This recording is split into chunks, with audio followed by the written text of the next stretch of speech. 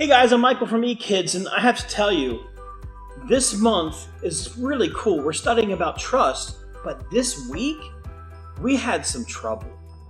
This last Sunday, I had to tell the story of Jacob and Esau.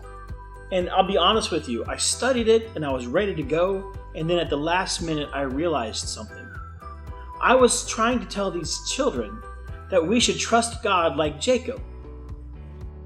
And then I looked at the story again, and I realized we shouldn't trust God like Jacob. Jacob didn't exactly trust God. Now, God promised good things to Jacob, and God is trustworthy, but listen to the story, like the Cliff Notes version of the story. See, Jacob and Esau are twins. Esau comes out first. He has the birthright. So later on, Esau, this big, hairy hunter guy, tough guy, not like me, he goes out hunting, right? And he comes back and he is so super hungry. So what does Jacob do? You guys know the story. He makes some soup and he brings some soup out to his brother. He says, "Hey bro, if you don't want to die, you can have some of this stew or this soup."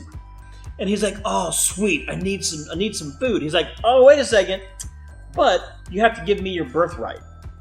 How messed up is that? His brother's about to die of starvation. He's so hungry. And Jacob says, "I'll feed you if you give me your birthright." Now, is that trusting God? God made promises to Jacob. Did Jacob need to lie and cheat for God to fulfill his promises? Was that trusting God? No.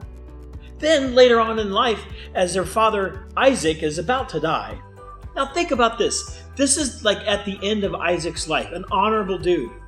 At the end of his life, Jacob and his mom conspire, he's already got the birthright, but to steal Esau's blessing from Isaac. So what do? They get some goat skin to make his hand look hairy like Esau. They get Esau's stinky clothes, so Jacob smells like a man, right? Smells like his brother. And so they trick Isaac into giving Jacob his blessing. Is that trusting God? No. So don't trust God like Jacob. Jacob was not trusting God. Now, God was trustworthy. God still blessed Jacob. And Jacob did end up having some difficult times because of his sin. So don't think that he got out scot-free. But God was going to use Jacob and his lineage for greater things. So God is trustworthy, even when we aren't trustworthy. So there's a couple applications, a couple things we can learn here. One is that God is trustworthy, that even when it doesn't make sense, if we just follow what God asks us to do, then things are going to go well. Two, that we should be trustworthy, that we shouldn't be like Jacob, that we should do good things to do good things, not bad things to do good things, right? Do good things to do good things, not bad things to do bad things.